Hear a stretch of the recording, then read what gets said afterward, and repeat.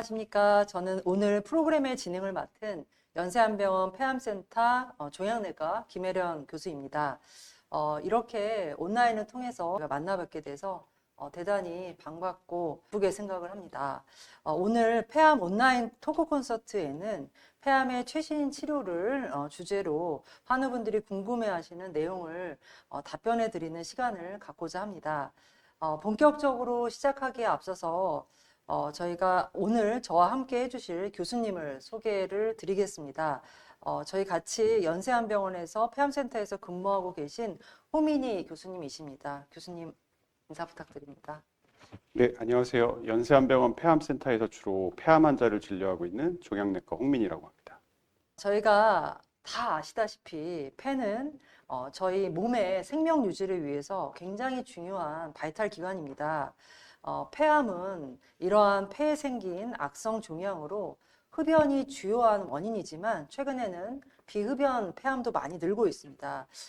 폐암이 아직도 힘든 이유가 조기 발견이 어렵고 진행 속도가 매우 빨라서 우리나라에서 사망률 1위를 차지하고 있는 암입니다. 오늘은 환우 가족분들이 폐암의 최신 치료에 대해서 가지고 계신 궁금증들을 하나하나 답변을 드려보도록 하겠습니다. 답변에 앞서서 저희가 이 진행성 비소세포 폐암의 치료에 대해서, 이 치료의 원칙에 대해서 제가 간략하게 말씀을 드리도록 하겠습니다. 저희 종양을 보시는 이 전 세계적인 가이드라인이 있는데요. 이걸 이제 NCCN 가이드라인이라고 저희가 알고 계시면 될 것 같습니다. 이런 NCCN 가이드라인을 통해서 진행성 비소세포 폐암 환자분들이 치료를 어떻게 받는가를 보시면 다음과 같이 이제 중요한 것이 이 환자분들의 종양 조직에서 표적 유전자 변이가 있는지 없는지가 굉장히 치료에 중요합니다. 우리 환자분들에게 표적이 있다면 표적 항암제를 쓰는 것이 원칙이고요. 만약에 표적이 없다라고 하면 이 면역 항암제 그리고 세포 독성 항암제를 쓰는 것이 이 치료의 원칙입니다. 그렇다면 어떤 표적이 있을까를 보시면 다음과 같이 EGFR뿐만 아니고 뭐 알크라든지 로스원이라든지 다양한 이런 표적들이 최근에 여러 기법을 통해서 발굴이 되고 있고요. 이런 표적이 있을 때 이런 표적에 대한 다양한 약제들이 현재 허가를 받아서 사용을 하고 있고 또 이 분야에서 내성이 생겼을 때 이런 다양한 치료들이 개발이 되고 있습니다. 현재 2025년도 1월 한국의 상황에서 저희가 이런 유전자 변이가 발견되었을 때 사용할 수 있는 표적 항암제는 다음과 같이 정리할 수 있을 것입니다. 이렇게 보시면 이 빨간색으로 쳐진 EGFR이 우리나라의 환자분들, 특히나 비흡연 환자에서 굉장히 많이 나오는 돌연변이인데요. 전체 이제 폐암 환자의 약 30에서 50%까지 차지하는 유명한 돌연변이입니다. 이런 돌연변이가 있을 때 사용하는 약제들이 다양하게 있는데요. 작년 1월 달에 우리나라에서 이제 보험이 시작된 타그리소나 렉나자와 같은 약제도 있고요. 올해 사실 이제 승인된 지가 얼마 안 됐는데요. 비록 비급여이지만 타그리소와 항암제를 같이 쓰는 이런 전략이라든지 아니면 레이저티닉과 리브리반트를 같이 쓰는 이런 요법도 현재 저희가 사용할 수 있습니다. 심지어는 수술 후에 보조 요법으로 이렇게 타그리소를 쓰는 요법들도 현재 우리가 사용할 수 있는 요법입니다. 이 외에도 다양한 유전자 돌연변이에 따른 이런 다양한 약제가 현재 보험도 되고 혹은 보험이 되지 않지만 현재 저희가 사용할 수 있는 이런 약제로 생각하시면 될 것 같습니다. 이런 약제들을 저희가 환자분의 개개인의 이런 표적에 따라서 치료를 시행을 하고 있습니다. 그렇다면 왜 표적 치료를 해야 되는가를 보시면 다음과 같이 표적이 있을 때는 다른 항암제가 잘 듣지 않습니다. 그리고 이런 표적이 있을 때는 이 표적에 맞추어서 치료를 했을 때는 굉장히 좋은 반응이 있을 수 있습니다. 예를 들어서 EGFR 돌연변이가 있을 때는 EGFR 억제제를 사용을 해야지 이렇게 하얗던 폐가 까맣게 정상 폐처럼 돌아오는 반응이 있을 수 있고요. 로스원의 얘도 마찬가지로 이렇게 약을 로스원 억제제를 써야지 이렇게 돌아오는 반응을 얻을 수 있습니다. 본격적으로 첫 번째 질문부터 시작을 하도록 하겠습니다. 첫 번째 질문이고요. 2019년도 2월 달에 이제 수술을 하셨고 이제 왼쪽 폐의 절반을 절제하셨다고 하셨고 당시 이제 1기 B였다고 말씀 주셨습니다. 이후에 이제 아마 내성이 생겼는지 표적 항암제인 이제 이레사를 복용 중에 계신데 복용한 지 한 2년째 되는 시점에서 이제 암의 크기가 커졌는데 내성은 아니라고 들었다. 그리고 이런 경우에 어떻게 할 것인가? 이런 질문인데요. 우선 첫 번째로 아까 전에도 김혜령 교수님 말씀을 주셨지만 현재 이제 EGFR 표적 항암제는 총 6가지가 국내에 시판되고 있습니다. 그래서 1세대 약인 이레사, 탈세바, 2세대 약인 지오트립, 비진프로, 그리고 현재 이제 작년부터 급여가 돼서 사실 가장 많이 사용하고 있는 약제는 3세대 EGFR 표적 항암제인 이제 타그리소 렉나자인데요. 왜 이제 이런 타그리소 렉나자가 더 많이 쓰이냐를 보시면 이제 이런 이레사, 탈세바 과거의 약과 그다음에 타그리소를 비교한 이런 임상시험이 있었습니다. 이제 유명한 임상시험이고요. 해봤더니 무진행 생존율, 약이 효과가 있었던 기간이 기존 약제가 한 이레사 탈세바가 10개월, 1년이 조금 안 되는 것에 비해서 거의 한 2배 정도 늘린 한 19개월 정도 되는 이런 무진행 생존율을 타그리소가 보여줬고요. 무진행 생존율뿐만 아니라 전체 생존 기간도 이레사를 처음에 복용했던 환자들이 한 31개월 정도 되는 것에 비해서 타그리소를 처음부터 복용했던 환자는 38개월로 3년이 더 넘어가는 것을 보여줬습니다. 그래서 이런 데이터를 바탕으로 해서 현재는 1, 2세대보다는 첫 진단된 환자분께는 이제 3세대 EGFR 표적 항암제인 타그리소나 렉나자를 좀 더 사용이 되고 있고요. 그리고 아까 김혜령 교수님 말씀 주셨지만 이게 한 가지 약제만 사용하는 것이 아니라 렉나자랑 그다음 리브리반트라는 다른 주사요법을 같이 이제 사용하는 방법도 이렇게 NCCN 가이드라인에 추천되고 있는 방법 중에 하나입니다. 그래서 이 임상은 이제 마리포사라 그래서 기존 약제인 이제 타그리소랑 그다음에 렉나자와 리브리반트를 비교한 임상 시험인데요. 이렇게 비교를 하였을 때 역시 무진행 생존율이 타그리소는 한 16.6개월이었던 것에 비해서 이런 복합제제 주사제와 렉나자를 같이 복용한 경우에는 23개월로 한 7개월 정도 더 늘려진 데이터를 보여줬습니다. 그리고 아직 정확한 데이터가 나오진 않았지만 전체 생존 값도 기존 타그리소 단독으로 사용했을 때보다 이렇게 복합제를 사용했을 때 1년 초과된 것 같은 데이터가 보여진다는 것이 한 일주일 전에 발표가 돼서 저희가 이 결과를 굉장히 많이 기다리고 있는 상황입니다. 그래서 질문에 대해 좀 답을 해보면 내성에 대해서 우선 궁금해 하시는 것 같은데요. 과연 내성이란 무엇이나 특히나 이제 표적약제에 대한 내성이 무엇인가 여쭤보면 내성은 사실은 뭐 간단하게 생각해서는 약제가 듣지 않는 상태죠. 근데 그걸 어떻게 평가하는가? 이제 가장 고전적으로는 이제 영상학적으로 평가하는 것이고 엑스레이 같은 것보다는 CT 같은 좀 더 정밀한 검사를 기준으로 합니다. 그래서 영상학적으로 이 덩어리가 작아졌다가 다시 커지는 경우를 저희가 이제 내성이라고 부르고요. 그럼 왜 이렇게 내성이 생기냐?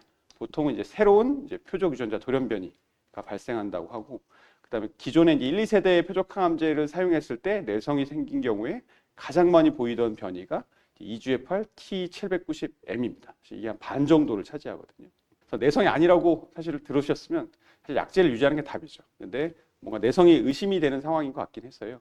만약에 정말로 내성이 발생했다라고 하면 조직 검사를 다시 해서 어떤 유전자 변이를 갖고 있는지 봐야 됩니다. 물론 이 방법에는 조직 검사를 해서 변이를 볼 수도 있고 혈액을 통해서도 조금 간단하게 볼 수도 있습니다. EGFR 변이 환자분이 1, 2세 EGFR 표적 항암제를 복용했을 때 내성이 생겼을 경우에 검사를 해보면 이렇게 다양한 변이가 생기는데 보시다시피 가장 많은 비율, 한 50에서 60%분의 환자분이 이제 T790M이라는 것이 있고, 사실 이 T790M에 이런 변이가 있는 경우에는 1, 2세대는 이런 변이를 억제할 수 없지만 3세대 약제인 렉나자라든가 타그리소는 이런 변이를 억제할 수 있어 이렇게 약을 변경하는 과정을 거치게 됩니다. 그래서 환자분에 대한 답을 하면 만약에 내성이 맞다라고 하면 T790M을 찾아야 되는데 우선 간단하게 이제 혈액으로 찾아볼 수 있고요. 그 다음에 만약에 조직 검사가 가능하다라고 하면 조직 검사를 통해서 진행해 볼 수 있겠고, 만약에 조직 검사가 조금 힘든 부위다라면 이제 드물게는 저희가 수술로 조직 검사를 하고 EGFR 변이 검사를 다시 하는 경우가 있습니다. 그래서 만약에 내성이 생겼는데 T790M이 양성이다 이런 경우에는 이제 3세대 표적 항암제로 변경을 하게 되고요. 만약에 음성인 경우에는 뭐 약제를 다른 세포 독성 항암제로 교체하는 경우도 있지만 만약에 뭐 이런 내성이 생긴 부분이 굉장히 천천히 자라고 조금만 자랐다라고 하면 기존의 약제를 유지하면서 그 부분에 방사선을 한다거나 아니면 수술을 하는 방법도 고려해 볼 수 있겠고, 또 하나는 이제 저희가 가장 많이 사용하는 방법 중에 하나는 또 임상 시험에 참여하는 것도 좋은 방법이라고 말씀드릴 수 있겠습니다. 그리고 이런 표적 항암제는 그러면 4기 환자분한테만 사용하냐? 갈수록 이런 표적 항암제, 뭐 다른 면역 항암제도 4기뿐만 아니라 2, 3기 환자한테도 많이 사용을 하고 있고요. 그래서 타그리소 같은 경우에는 EGFR 환자분이 수술한 다음에 재발을 억제하는 이런 보조요법의 적응증도 갖고 있습니다. 그리고 절제 불가한 3기 비소세포 폐암에서 그동안 표준 치료요법은 이제 항암 방사선 동시요법인데요. EGFR 변이 환자분들은 이렇게 항암 방사선 동시요법을 진행하고 나서 EGFR 표적 항암제를 복용하면 훨씬 더 좋다는 데이터가 이미 나왔습니다. 그래서 타그리솔을 이렇게 복용했을 때 뇌진행 생존 기간이 이렇게 크게 벌어지는 것을 볼 수 있고요. 저희가 이런 데이터를 바탕으로 해서 저희 기관에서는 여러 가지 이제 임상들을 하고 있는데 수술과 관계된 그리고 항암방사선 동시호흡과 관계된 표적 항암제 임상 시험을 진행을 하고 있는데요. 그래서 아까 수술 이후에 타그리솔을 복용하면 좋다고 했는데 저희가 수술 이전에도 같이 복용하면 어떨 것인가에 대한 임상을 하고 있습니다. 그래서 렉나자를 수술 전에 한 9주 정도 복용을 하고 수술을 하고 이후에 3년 정도 렉나자를 복용하는 이런 임상시험을 진행하고 있고요. 항암방사선 동시호흡법 이후에 타그리솔을 복용하는 이런 연구 결과에 대해서 말씀드렸는데 항암방사선 동시호흡법을 시행하고 타그리솔을 복용한 것뿐만 아니라 그 전에도 복용을 하고 항암방사선 동시호흡법을 하고 다시 타그리솔을 투여하면 더 데이터가 좋지 않을까. 그래서 이런 임상도 진행하고 있습니다. 현재 이런 수술 후 보조요법, 그다음에 항암방사선 후 보조요법은 급여가 전혀 되지 않는 상태입니다. 그래서 이런 임상에 참여하시면 사실 비용적으로도 이제 많은 경제적인 도움을 받으실 수 있습니다. 네, 홍민희 교수님 자세한 설명 감사드립니다. 신약 임상에 대한 얘기를 잠깐 해주셨죠. 그래서 신약 임상을 사실 특히나 저희 폐암 환우분들은 굉장히 많이 공부도 하시고 알고 계시고 관심이 많으신데 그렇다면 우리가 신약 임상이 이 프로그램이 왜 필요한가를 저희가 조금 정리를 해보면 기존에 지금 하고 있는 표준 치료가 저희가 100% 좋지 않기 때문에 그럽니다. 반드시 한계가 있고 특히나 이제 전이성, 재발성 폐암에서 기존의 그냥 항암제는 아무래도 이제 저희가 효과에 제한이 많습니다. 따라서 새로운 치료약제를 도입하고 치료 방법을 개선하는 것은 매우 중요합니다. 특히나 특정한 유전자 변이가 있는 환자분들은 이런 약제를 쓰고 나서 언젠가는 내성이 옵니다. 반응이 좋았지만 내성이 오죠. 그랬을 때는 저희가 이 내성을 극복하는 방법을 취해야 되는데 그게 바로 신약 임상에서 저희가 많이 추구하고 있는 바입니다. 그리고 사실 조금 뒤집어서 생각을 하면 현재 저희가 쓰고 있는 여러 이런 표준 신약들은 표준 치료제는 저희가 과거에는 표준 치료가 아니고 임상 시험을 했었던 약제인 거죠. 그래서 저희가 이제 병이 굉장히 빠르기 때문에 이거를 뭐 승인되고 약을 쓸 수 있게 기다리기에는 굉장히 시간이 부족한 경우가 많습니다. 따라서 임상 프로그램을 저희가 충분히 활용을 한다면 환자분의 치료 역시 저희가 보탬이 될 수 있다고 생각을 하시면 될 것 같습니다. 임상 연구 참여하는 것이 좋을까요? 라는 이제 질문을 많이 주시는데요.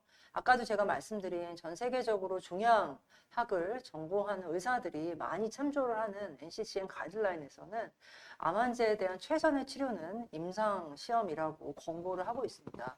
그래서 신약 임상 시험을 저희가 잘 활용을 한다면 여기서 활용을 한다는 얘기는 주치의 교수님들이 보시고 우리 환자분한테 이런 임상이 필요하다라고 권유를 하셨을 때 충분히 설명을 들으시고 자발적인 동의를 통해서 저희가 진행하면은 좋은 결과가 있을 거라고 생각을 합니다. 저희가 신약 임상을 통해서 잘 치료된 환자분도 계시고 또 그렇지 않고 약에 대한 반응이 없는 분도 물론 계십니다. 하지만 저희가 한 가지 좀 신약 임상에 대해서 좋은 예를 좀 설명을 드리면 우리 환자분들께서 임상 연구가 어떤 건지 신약 임상 시험이 무엇인지를 조금 더 구체적으로 아실 것 같아서 준비를 했습니다. 그 당시에는 일회사밖에 없어서 저희가 일회사라는 약을 썼습니다. 약을 쓰시고 반응이 좋았지만 2년 정도 됐는데 내성이 생기기 시작했고 그 당시 이제 암덩어리도 커지고 늑막 전이도 심해지고 이쪽 아래 물이 막 차기 시작했죠. 그 당시에는 저희가 사실 이런 뭐 타그리솔, 렉나자, 뭐 3세대 약제가 사실은 없었고 그 당시 2014년도에 타그리솔가 이름이 붙기 전에 AGD9291이라는 코드명으로 임상시험을 막 했을 텐데요. 이때 일상 임상 연구에 참여를 결정을 하셨습니다.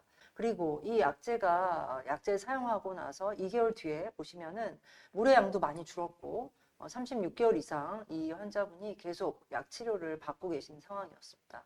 만약에 이 환자분이 이때 저희가 임상을 하지 않았다면 지금과 같은 결과는 없었을 거라고 생각을 합니다. 환자분은 아직도 잘 치료를 받고 계시고요. 그래서 굉장히 좋은 예죠. 저희가 승인을 받은 약제가 또 임상시험으로 먼저 승인되기 전에 사용할 수 있다는 좋은 예입니다. 그래서 이런 경우엔 저희가 임상시험이 굉장히 도움을 줄 수 있다. 이렇게 생각하시면 되고요. 두 번째로는 이제 면역항암제도 굉장히 중요한 약제 중에 하나인데 지금 현재 승인이 돼서 사용하고 있는 키트루다 약제도 2014년도에는 아직 저희가 승인되지 않고 임상 연구를 했었던 환자였습니다. 당시에 여러 치료에 실패를 하고 저희가 키트루다를 임상 시험을 하셨던 경우인데요. 약을 쓰고 나서 반응도 좋고 또 오랫동안 종양이 감소한 상태로 유지가 되는 이런 좋은 결과가 있었습니다. 이 당시 만약에 우리 환자분이 이 치료를 하지 않았다면 저희 다른 옵션이 없었거든요. 이 환자분에게도 임상시험이 아주 좋은 옵션이 되었을 거라고 이제 생각을 합니다. 좋은 예죠. 그래서 저희가 현재 이런 과정을 통해서 임상시험을 활용하는 치료의 한 종류로서 활용을 하고 있다. 이렇게 이해하시면 될 것 같습니다. 내성 기전을 극복하는 전략으로서 어떤 치료가 있냐, 어떤 신약 임상을 이용할 수 있냐, 이런 질문이 있었습니다. 그래서 좀 정리를 해보면 일단은 내성이 왜 생겼는지를 아는 게 굉장히 중요합니다. 그랬을 때 내성 중에 하나의 원인 중에는 새로운 돌연변이가 만들어지는 원인이 있고요. 그 다음에 새로운 돌연변이 만들어지지 않고 모양이 아예 바뀌는 겁니다. 비소세포 폐암이 소세포로 바뀌던 다른 유전자 변이가 생기던 이런 과정이 있습니다. 그러면 저희가 상식적으로 생각을 해봐도 이런 유전자 변이를 잡아주는 약제를 쓰던가 아니면 소세포 폐암에 맞는 약제를 쓰던가 이제 이렇게 약을 사용을 하겠죠. 그래서 여러 가지 약제 조합을 하는 이런 전략들이 개발이 되고 있습니다. 몇 가지 앞서 나간 이 결과들을 좀 말씀을 드리면 이제 패트리투맙 델루세칸이라 그래서 새로운 헐3라는 표적을 막아주는 약제가 있습니다. 이 약제와 기존의 표준 치료였던 이런 항암제를 비교하는 현재 임상을 하고 있고요. 그리고 일부는 이제 기존에 있었던 연구에서 이 패트리투맙 델루세칸의 효능이 저항 돌연변이의 종류에 상관없이 이렇게 보시면 이 가운데로 역시 한 70%의 환자분들이 암세포가 줄어드는 반응을 보여줬습니다. 그래서 EGFR 표적 치료제에 내성이 생긴 환자분에서 이런 패트리투맙 델루세칸 같은 새로운 개념의 항체 접합 약물체가 효과를 보일 거다라는 생각을 하고 있고 꼭 이 약제뿐만 아니고 다양한 약제들이 현재 임상 연구 중에 있습니다. 이런 결과들이 나오게 되면 저희가 앞으로 EGFR 돌연변이든 아니면 다른 이제 표적에 대한 이런 약제군 간에 여러 가지 저희가 옵션이 생길 거라고 생각을 합니다. 또한 한 가지는 EGFR 돌연변이 환자분들에게는 약제를 썼을 때 이 MET라는 새로운 돌연변이가 많이 나오게 됩니다. 그랬을 때 이걸 억제하는 기존에 가진 약제를 병합하는 임상들이 많이 진행을 하고 있고요. 일부는 결과들이 나와서 현재 이제 이런 승인 절차를 밟고 있는 상황입니다. 사바나라는 임상에서는 사볼루티닙이라는 맷 억제제를 같이 기존의 타그리소와 같이 써서 효과를 보였다라는 결과들을 보여주고 있고 이런 개념의 약제들이 현재도 많이 임상 중에 개발이 되고 있는 상황입니다. 또 최근에는 아까 이제 저희가 리브리반트라는 약제, 아미반타마브라는 약제가 EGFR하고 메트를 같이 억제해주는 약제인데 이 약제와 항암제를 같이 병용한 치료들이 기존의 EGFR 억제제를 뭐 타그리소든 렉나자든 이런 약제를 쓰다가 실패한 경우에 2차 약제로서 허가를 받아서 또 사용할 수 있는 옵션이 있습니다. 그래서 기존에는 이제 EGFR 억제제 사용하고 나서 실패하면 저희가 일반 항암제 외에는 많은 옵션이 없었는데 최근엔 여기 대해서 임상시험도 많이 진행이 되고 또한 이런 새로운 약제들도 허가가 되어서 저희에게 또 환우분들에게 많은 옵션이 있다라고 알고 계시면 될 것 같습니다. 현재 또 진행하고 있는 임상도 있습니다. 트로피온 렁 15라는 임상에서는 항체 접합 약물제 플러스 타그리소 혹은 항암 치료제를 비교하는 이런 임상 시험을 현재 저희 기관에서도 진행을 하고 있고 글로벌하게 다국적으로 연구가 진행되고 있습니다. 이런 것들을 활용하면 저희가 이제 기존에 이런 3세대 약제 실패했을 때도 좋은 옵션이 될 수 있을 거다라고 생각을 합니다. 환자분들의 다른 질문을 좀 받아보도록 하겠습니다. 아마 환자분은 로스원 환자분인 것 같고요. 그래서 로스원에 저희가 표적 항암제인 젤코리를 복용하시다가 부작용으로 중단했다고 하시고 이후에 이제 도시탁세, 비놀레빈 같은 약질을 사용했으나 효과가 없는 상태라고 하십니다. 그래서 더 새롭게 시도할 수 있는 치료가 있냐고 여쭤보셨는데요. 그래서 뭐 로스원이 좀 무엇인지 알아보면 로스원은 사실은 꽤 드문 폐암의 종류 중에 하나입니다. 대략 한 1에서 2%, 저희가 비소세포 폐암의 한 1에서 2% 정도 차지하는 폐암이고요. 그 NCCN 저희가 이런 진료 지침을 보게 되면 현재 이제 세 가지 약제가 이런 치료로 나와 있습니다. 그래서 로즐리트렉, 그리고 젤코리, 그리고 레퍼트렉틴 이렇게 세 가지 약제가 나와 있고요. 그리고 현재 저희가 임상도 많이 하고 있습니다. 아마도 꽤 효과가 좋을 거라고 생각되는 약 중에 하나인데 MVL520이라고 하는 이런 약이고요. 그래서 로스원 양성 폐암 환자분이 이제 왼쪽 폐에도 이렇게 덩어리가 있었고 오른쪽 폐에도 이렇게 짜잘한 덩어리들이 있었는데 약제를 복용하고 한 6주 정도 뒤에 촬영한 사진을 보면 왼쪽 폐에 있는 덩어리도 굉장히 많이 줄어들었고요. 오른쪽 폐에 있던 이런 하얀 부분들도 많이 이렇게 좋아진 것을 볼 수 있습니다. 여전히 아주 미약하게 있었는데 약제를 복용한 이후에 완전히 사라진 것을 확인할 수 있었습니다. 네, 로스원에 이어서 저희가 또 다른 돌연변이를 좀 살펴보도록 하겠습니다. 그래서 아까 EGFR은 되게 많은 환자들이 계세요. 30에서 50% 환자분이 있는 반면 아까 홍민희 교수님 말씀하신 로스원이나 뭐 헐투나 여러 가지 이렇게 비록 빈도수가 높지는 않지만 다른 약에 대해서 반응이 매우 떨어지고 또 이런 표적 치료제를 정말 잘 맞아서 사용했을 때는 그만치 우리 환자분들이 약에 대한 반응이 좋을 수 있는 거기 때문에 저희가 이런 비록 빈도가 낮아도 이런 환자분들에서 돌연변이를 찾아내는 게 매우 중요합니다. 헐투 돌연변이는 2에서 4% 정도를 차지하고 있습니다. 많지 않죠. 하지만 이런 헐투 돌연변이는 일반적인 항암제에 잘 듣지 않습니다. 그래서 헐투 돌연변이에 대한 여러 약제들이 또 개발이 되고 있는데요. 최근에 2022년도에 이 FDA 허가를 받은 엔허투라는 약제가 있습니다. 이 약제는 비단 폐암뿐만 아니고 뭐 유방암 그리고 헐투 포지티브인 위암도 이미 승인이 됐고 많이 사용을 하는 약제가 되었는데 폐암에서는 헐투 돌연변이일 때 저희가 표준 치료가 되어서 사용할 수가 있습니다. 이 엔호투라는 약제는 아주 대표적인 항체 접합 약물입니다. 이게 무엇이냐 하면 이렇게 Y자로 생긴 게 항체입니다. 요 끝이 암세포에 딱 들러붙게 만들어져 있고요. 그리고 암세포에 붙으면 이 끝에다가 링커를 달아서 항암제를 매다는 겁니다. 저희가 흔히 설명을 드릴 때 미사일 항암제다라고 이제 표현을 하는데요. 그래서 미사일 끝에다가 항암제를 달아서 탑재를 해서 암세포에 맞춰서 들어가게 만드는 거죠. 그래서 이런 항암제에 대해서 헐투 돌연변이가 있는 폐암 환자가 굉장히 효과가 좋게 나와서 승인이 된 거죠. 그래서 현재 이제 승인이 돼서 사용을 할 수 있지만 안타깝게도 아직은 저희가 보험이 되지 않습니다. 그래서 저희 연세한병원 폐암센터에서는 이 헐투 돌연변이가 있는 폐암 환자분들이 뇌전이가 또 많으세요. 그래서 뇌전이가 있는 헐투 돌연변이 폐암 환자분들에 대해서 이 엔허투라는 약제를 공급을 받아서 저희가 임상 연구를 통해서 진행을 하고 있습니다. 그래서 국소요법을 진행하지 않는 증상이 없거나 뇌전이 그리고 국소요법을 사용한 이후에 안정적인 뇌전이가 있는 헐투 돌연변이 양성인 폐암 환자분들에게 이 엔허투를 쓰는 엘피스라는 연구를 현재 진행을 저희가 하고 있습니다.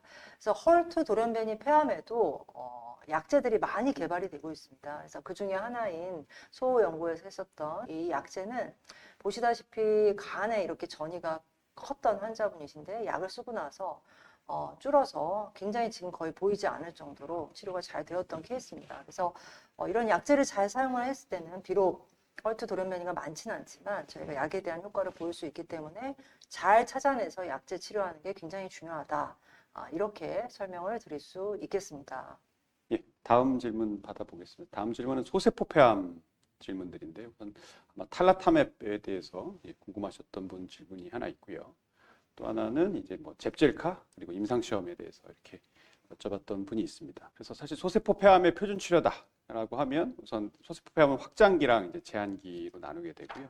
현재 확장기 표준 치료는 세포독성 항암제 2개와 면역 항암제를 세 가지 약제를 4주기 동안 투여하고 반응이 괜찮은 분들에게 면역 항암제를만 단독으로 계속 투여하는 거.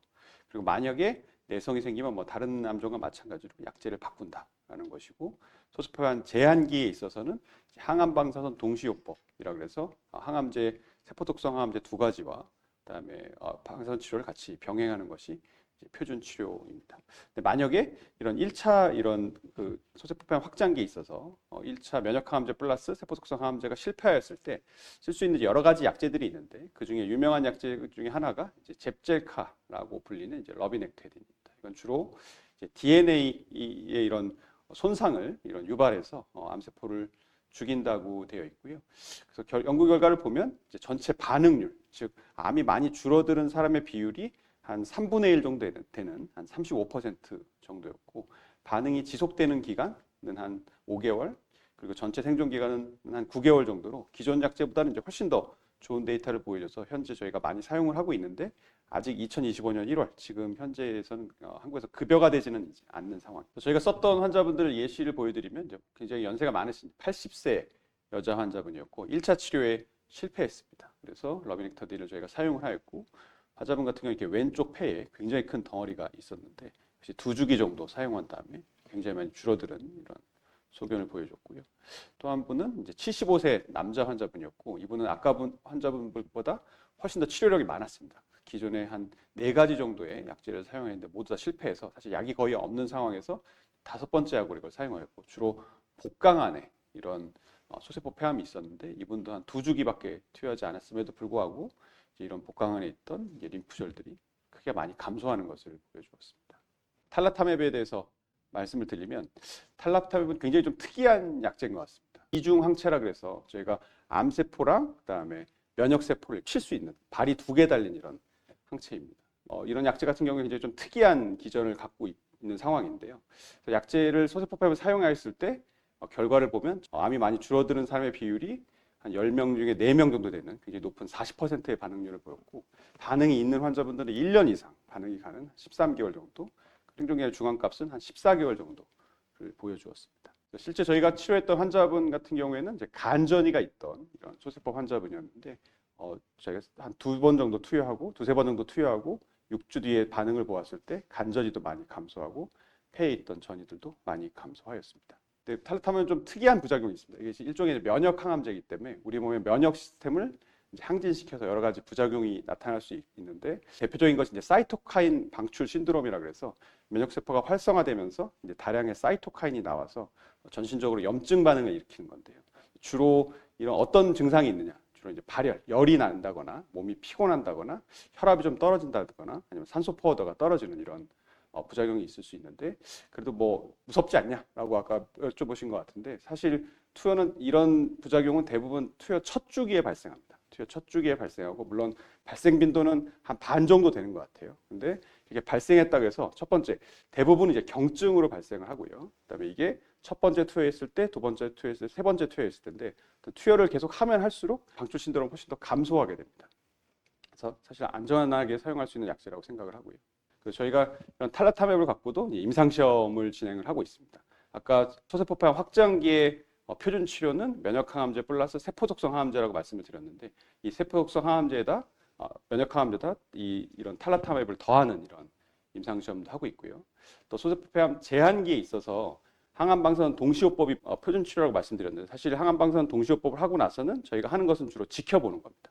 이런 상태에 있어서도 워낙 탈라타맵이 좋은 효과를 보여줬기 때문에 탈라타맵을 항암방사선 동시호법 이후에 유지호법으로 사용하는 이런 임상시험도 현재 연산안병원에서 진행 중에 있습니다. 하나 분 질문은 탈라타맵 임상에 참여해보는 것이 좋을 것인가? 예, 굉장히 좋을 것이라고 생각이 되고요. 그래서 환우분 질문은 잽젤카로 치료하는 것과 임상시험을 시도해보는 것 중에 어느 것이 좋을까요? 라고 여쭤봤는데 사실 잽젤카도 물론 좋은 약이긴 하지만 사실 임상이 있다면 임상에 한번 참여하는 것이 더 좋은 방법이고 사실 잽젤카는 자비로 언제든지 사용 가능하기 때문에 임상시험 이후에 사용을 해도 되고요. 또 비급여긴 한데 많은 임상시험이 잽젤카랑 다른 신약을 비교하는 임상들 많이 하고 있어요. 그래서 임상시험에 참여하시면 경제적인 부담도 많이 줄일 수 있을 거라고 생각합니다.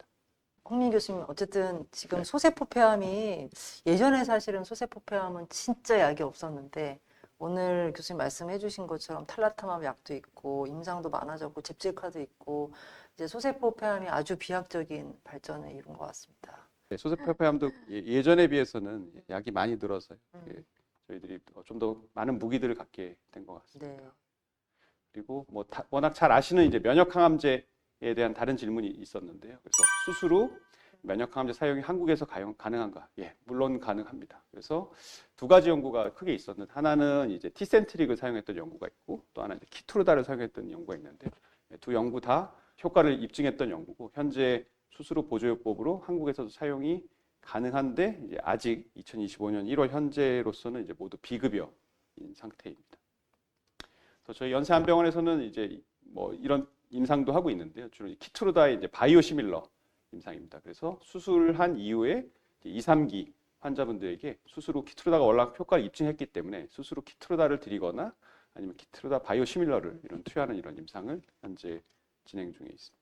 오늘 저희가 짧은 시간이지만 저랑 홍민희 교수님이 우리 환우분들과 보호자분들의 질문을 받아서 어떻게 하면 저희가 잘 전달할 수 있을까 고민을 많이 하고 중요한 내용들을 정리를 했습니다. 이 내용들이 오늘의 이제 폐암 온라인 토크 콘서트가 우리 환우분들과 보호자분들에게도 큰 힘이 되고 도움이 되었으면 좋겠습니다.